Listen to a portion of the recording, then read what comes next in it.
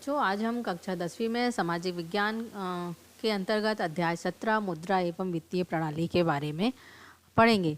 मुद्रा और वित्तीय प्रणाली क्या है?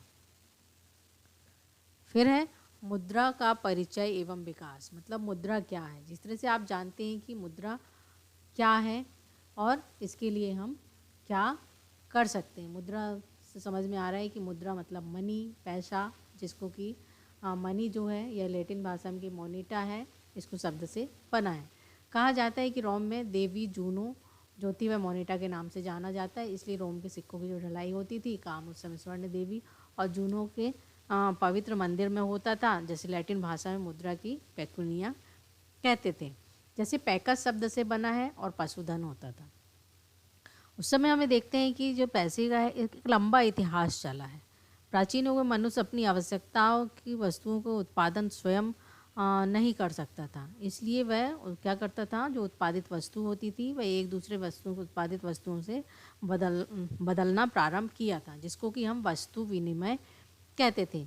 इस अदला बदली की जो प्रणाली जो थी काफ़ी पेचीदा होती थी, क्योंकि ऐसे व्यक्ति को ढूंढना होता था कि जो वस्तु हमारे पास है वह वस्तु उसके पास है कि नहीं है। यदि हमें चावल चाहिए है और उस व्यक्ति को गेहूँ चाहिए है, तो ऐसे व्यक्ति को ढूंढना होगा कि जिस व्यक्ति के पास गेहूँ हो और चावल की उसको आवश्यकता हो। इस तरह से यह जो है अदला बदली की प्रणाली जो थी वह काफ़ी पेचीदा थी। समय के साथ साथ धातु मुद्रा भी की जो कठिनाइयाँ जो सामने आने लगी थी, जैसे बैंकिंग व्यवस्था के साथ साथ भी ये सारी चीज़ें पत्र मुद्रा के रूप में हमने विकास किया। उस समय लोग थे, उस समय सिप्पियाँ रखते थे। कई बार मुद्रा के रूप में बकरी का भी उपयोग किया गया था, मछली के कांटे का भी उपयोग किया गया था, लेकिन इन सबको जो है एकत्रित करना मुश्किल होता था। और जैसे बकरी है तो बकरी को भी तो पालन पोषण करना, उसको करना, फिर उसके बाद फिर उसके बदले में सामान खरीदना, मतलब वह भी एक एकत्रित करने की एक समस्या उत्पन्न होती थी। इस तरह से धातु मुद्रा में जो कठिनाई हम सामने आ रही थी बैंकिंग, पुराने हम इतिहास में देखते हैं कई राजा जो थे वो धातु मुद्रा के रूप में सोने या चांदी या तांबे की सिक्के चलाते थे, जिससे कि मुद्रा के रूप में उसका उपयोग करते थे। पत्र मुद्रा का विस्तार भी अनेक रूपों में हुआ, जैसे कि लिखित प्रमाण पत्र, प्रतिनिधि कागजी मुद्रा, परिवर्तनीय कागजी मुद्रा, अपरिवर्तनीय कागजी मुद्रा आदि जो है केंद्रीय बैंक और व्यापारिक बैंक के विस्तार के साथ साथ चेक, हुंडी, ड्राफ्ट के रूप में साख मुद्राओं का विकास हुआ। साख मुद्रा क्या है? साख का मतलब है विश्वास। आप देखते हो कि नोट जो है वो सिर्फ एक कागज़ का बना हुआ है, चेक भी सिर्फ कागज़ का बना हुआ है, हुंडी जो हम पैसा जब जमा करते हैं या फिर ड्राफ्ट बनवाते हैं तो वो भी सिर्फ एक कागज़ का टुकड़ा होता है। सिर्फ हम विश्वास करते हैं कि उसमें जो चीज़ लिखा हुआ है उन सब चीज़ों पर हम विश्वास कर रहे हैं कि हाँ वाकई में ये हमारा इतना पैसा वहाँ पर जमा है। सिर्फ विश्वास, मतलब साख मुद्राओं का विश्वास। फिर वर्तमान में क्रेडिट कार्ड जो है एटीएम कार्ड के रूप में प्लास्टिक मुद्रा भी चलन में आ गई। इस तरह से स्पष्ट है कि वर्तमान में हम जो मुद्रा देख रहे हैं वह एक लंबा इतिहास के चलकर वह एक प्रक्रिया बहुत ही लंबा इतिहास है। जैसे एटीएम क्या है? अंग्रेजी भाषा में हम ऑटोमेटिक टेलर मशीन का संक्षिप्त रूप में, जो वर्तमान में बैंकिंग कार्य के लिए अत्यधिक प्रचलित हो गया है।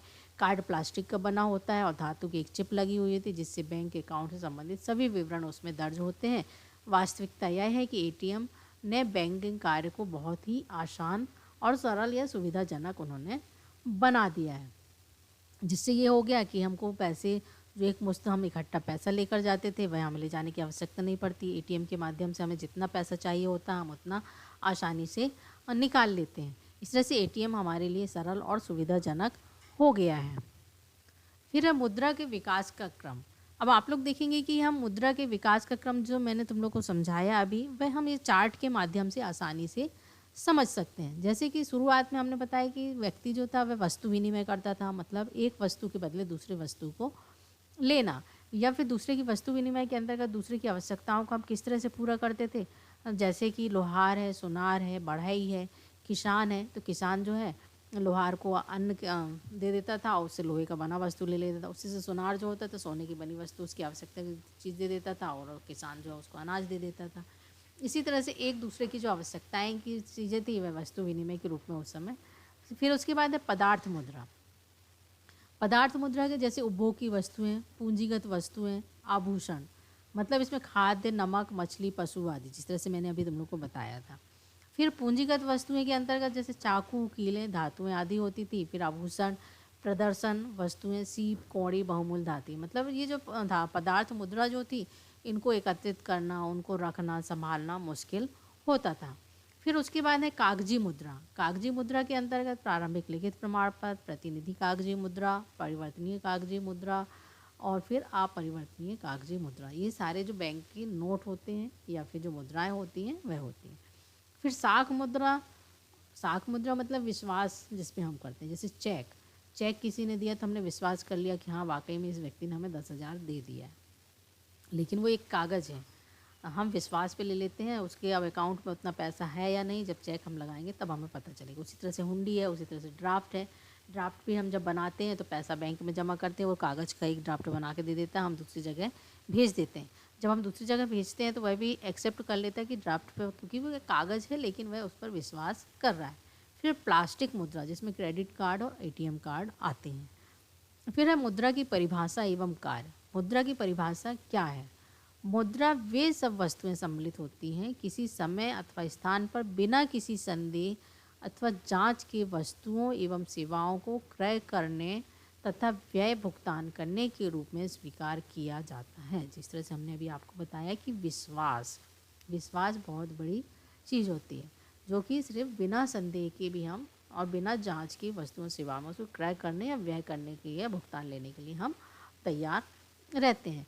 मुद्रा कोई भी ऐसी वस्तु हो सकती है जिससे विनिमय के माध्यम के रूप में हो सकती है। फिर है मुद्रा के कार्य। मुद्रा का विनिमय का माध्यम, मूल्य मापन, क्रय शक्ति का हस्तांतरण, क्रय शक्ति का संचय। सबसे पहले हम देखेंगे विनिमय का माध्यम।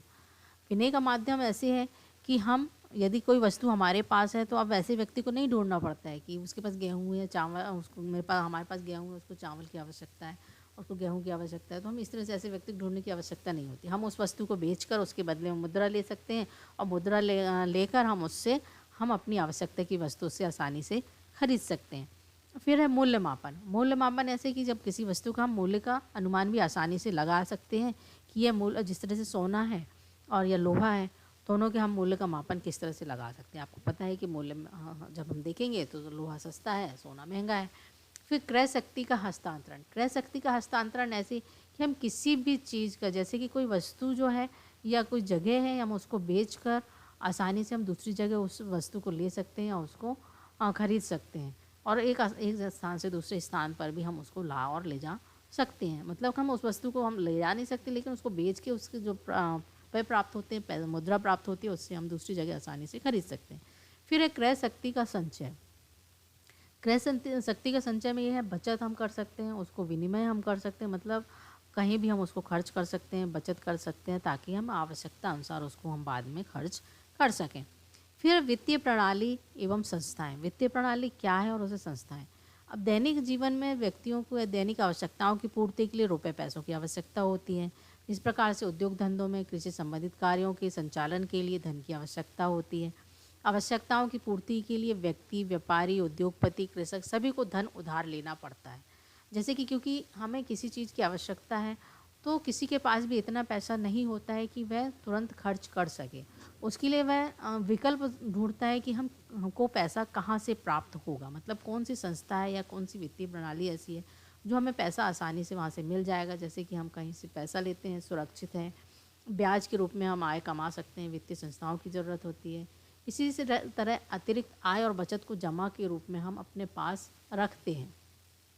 व्यक्तियों को धन की आवश्यकता होती है, ऋण के रूप में उधार भी मिल जाते हैं। धन एकत्रित करने से ऋण देने की प्रक्रिया में वित्तीय प्रणाली के रूप में जाना जाता है, जिसमें धन की पूंजी, मांग एवं पूर्ति के मध्य जो है वह समन्वय बनाए रखने की प्रक्रिया को वित्तीय प्रणाली कहा जाता है।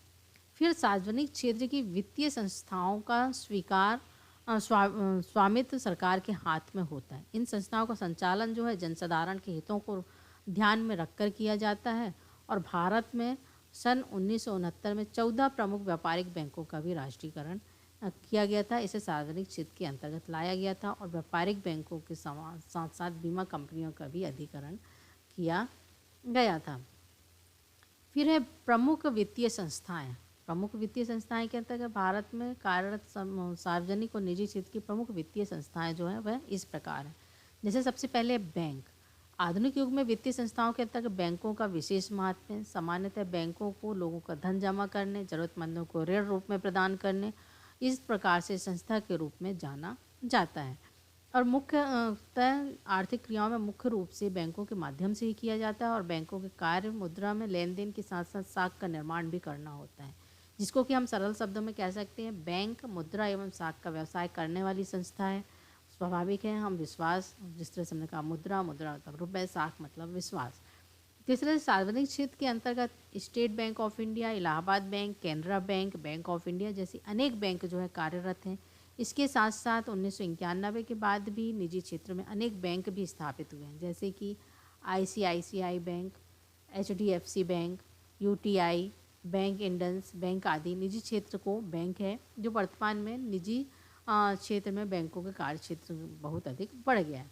फिर है बीमा कंपनियां। बीमा कंपनियों के माध्यम से भी हम अपनी बहुत पैसा को सुरक्षित रख सकते हैं, अपने व्यवसाय धन को सुरक्षित रख सकते हैं, जिससे बीमा के माध्यम से मिलता है। फिर साहूकार हैं। साहूकार के पास भी जो किसान होता है, जो ग्रामीण वर्ग होता है, वह साहूकार के पास जाकर वहाँ से पैसा या वित्तीय व्यवस्था कर सकता है। फिर जमींदार है। जमींदार भी बड़ा व्यक्ति होता है, जमींदार बड़ा किसान होता है, वह भी उसके पास से भी वित्तीय व्यवस्था आसानी से प्राप्त हो जाती है। फिर स्व सहायता समूह। स्व सहायता समूह के अंतर्गत कुछ व्यक्तियों का समूह होता है, जो उनके पैसा जो बचत होता है उसको समूह में इकट्ठा करते हैं, और जिस व्यक्ति की आवश्यक होता है उसे ब्याज में उसे दे दिया जाता है, और वही पैसा फिर ब्याज के रूप में जो पैसा आता है उसको आपस में बांटा जाता है, और इस तरह से लोगों को सहायता की जाती है। फिर चिट फंड। चिट फंड भी छोटी छोटी कंपनियां होती, चिट फंड कंपनियां होती जिसमें कि हम बचत आसानी से कर सकते हैं, और ये सारी चीज़ें प्राइवेट वित्तीय कंपनियां होती हैं।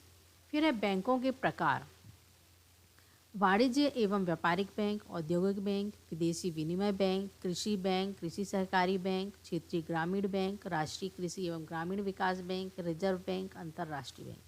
वाणिज्य व्यापारिक बैंक जो है वे व्यापार के लिए या किसी उद्योग की स्थापना के लिए सबसे ज़्यादा योगदान देते हैं। औद्योगिक बैंक के अंतर्गत जो उद्योग से संबंधित सारे लेन देन किए जाते हैं। विदेशी विनिमय बैंक के अंतर्गत जो विदेशी पैसा हमारे पास विदेशी आते हैं उनका बैंक जो कन्वर्ट करने में काम आता है। कृषि बैंक और कृषि सहकारी बैंक के अंदर जो है वह किसानों को सुविधा देने के लिए इनकी स्थापना की गई। क्षेत्रीय ग्रामीण बैंक में भी इसी तरह से किसानों और ग्रामीण लोगों को सुविधाएं प्रदान करने के लिए की गई है। फिर राष्ट्रीय कृषि एवं ग्रामीण विकास बैंक है। रिजर्व बैंक, जिसको कि बैंकों का बैंक कहा जाता है, नोट भी इन्हीं के आदेश पर छपते हैं। फिर अंतर्राष्ट्रीय बैंक है। अंतर्राष्ट्रीय बैंकों के माध्यम से भी हम देसी और विदेशी मुद्राओं को हम उसमें आसानी से बचत कर सकते हैं। फिर इसके बाद है गृह कार्य। मुद्रा की परिभाषा दीजिए। मुद्रा के विकास पर एक लेख लिखिए। बैंकों के विभिन्न प्रकार कौन कौन से हैं लिखिए। और मुद्रा के प्रमुख कार्यों की व्याख्या कीजिए।